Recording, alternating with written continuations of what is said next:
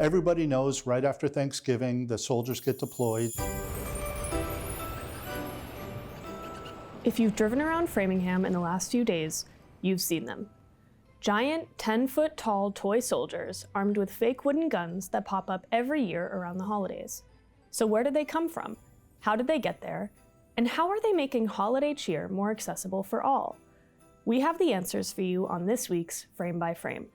Yes, the wooden soldiers. That was a major project of my wife's. She saw the wooden soldiers as a real attempt for Framingham to have a cultural artifact that was unique to Framingham, that would be up every year and would just remind people of some of Framingham's history. The history of these soldiers dates back to Shoppers World, which opened in 1951. Following his service in World War II as a pilot, Hal Purrington was hired as a maintenance worker. When the promotions department came to him with an idea for a new holiday display, he took on the task of building 24 giant toy soldiers by hand. Shoppers World was demolished in 1994. That's when Framingham took in about a dozen abandoned soldiers to display around town during the holiday season. But by 2001, they had fallen victim to disrepair and vandalism. That's when Elsa Hornfischer stepped in. And by 2001, when Elsa wrote this article for the Metro West News, there were a couple, I believe, at Bowditch Field and a couple at City Hall. And the other 6 were in more or less rack and ruin in a town storage unit. And she got word of that, and she thought it was awful.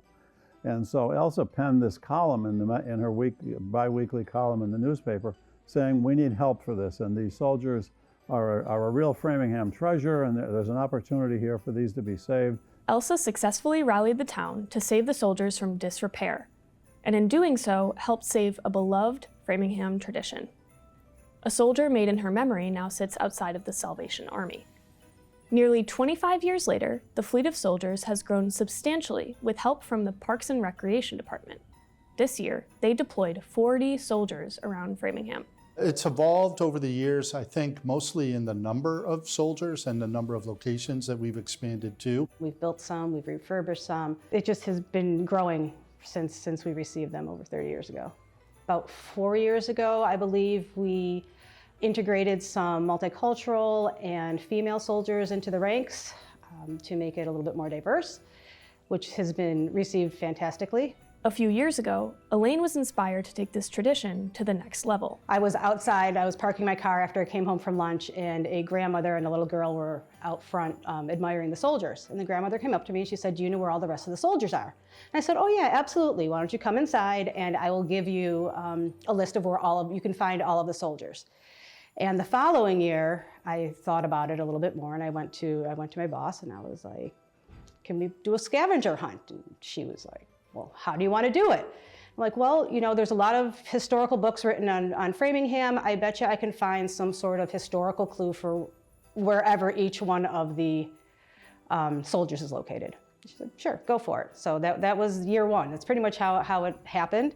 Since then, Parks and Rec has hosted a yearly scavenger hunt, releasing weekly clues to lead participants to each of the soldiers. Once a resident finds all 40 soldiers, they can be submitted to win a special prize. 7 years later, I am amazed at the response that we get every single year and the anticipation that leads up to it.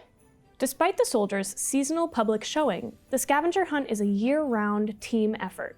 Parks and Rec employees are responsible for the construction, maintenance, and deployment of the soldiers, as well as the creative development of the event. I don't know who gets more excited, my staff or the kids, when they see them. When it comes to the scavenger hunt and things like that, everybody wants to participate. Everyone has ideas every year, wants to help contribute to the clues, kind of continue the magic kind of going and keep it interesting and fun. A lot of the soldiers are located in the same places every year. So it's really difficult to come up with new clues and new ways to explain Bowditch Field, for example. There's only so many facts behind that parcel and that facility. It's a labor of love, and we do enjoy it, but it's also really, inexpensive. People are looking for very cost-effective ways to go out and enjoy the holidays, and this is one way that's totally free. I think this is something during the holidays that every family can take advantage of. It really kind of hits every family in the city. It just doesn't discriminate. Everybody who sees the soldiers loves the soldiers and can appreciate where they came from, especially if if they know the history behind them.